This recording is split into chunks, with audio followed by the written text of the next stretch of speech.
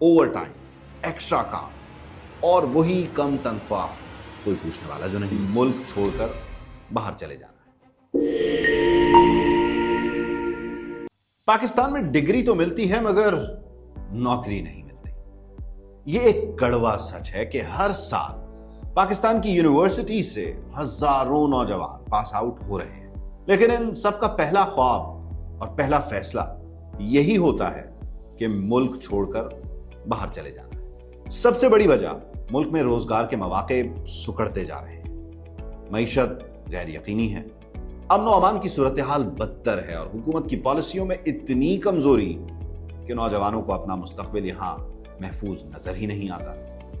یہاں تک کہ جو ملٹی نیشنل کمپنیاں پاکستان میں کام کر رہی ہیں وہ بھی ہمارے ٹیلنٹ کے ساتھ انصاف نہیں کرتی، یا تو کم تنخواہیں دیتی ہیں یا پھر ایک کی جگہ 4 لوگوں کا کام نکالتی ہیں اور وہ بھی ایک ہی تنخواہ۔ جب ہنرمند کو اس کی اصل قدر نہ ملے تو اس کے لیے یہی راستہ بچتا ہے کہ وہ اپنی صلاحیتیں کسی اور ملک جا کر استعمال کرے جہاں اس کے حقوق ہوں، سیلری اور ترقی کام کے حساب سے بر وقت ہو، نہ کہ صرف ان کی جو اپنا کام کر رہے ہیں۔ مقامی کمپنیاں بھی آگے بڑھنا ہی چاہتی ہیں مگر ملک کے کاروبار دشمن قوانین اور حکومتی بد انتظامی ان کے ہاتھ باندھ دیتی ہے۔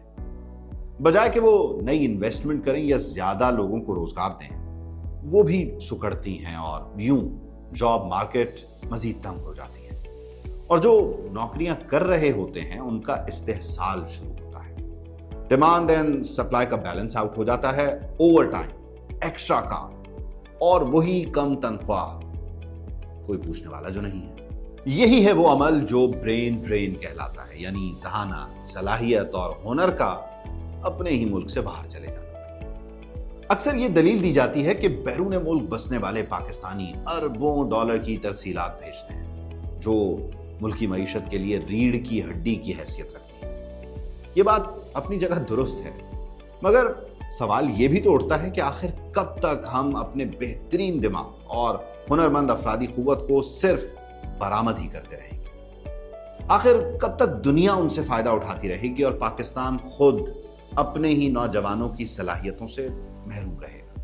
آج جاپان جیسا ملک جہاں آبادی کی بڑی تعداد ریٹائرمنٹ کے قریب ہے، 8 لاکھ تارکین وطن لانے کا پروگرام شروع کر رہا ہے تاکہ اپنی معیشت کو نوجوان افرادی قوت سے سہارا دے سکے۔ ایسے میں پاکستان کے پاس تو دنیا کی سب سے بڑی دولت موجود ہے، یعنی نوجوان آبادی، مگر ہم خود اسے بوجھ سمجھ کر کھو رہے ہیں۔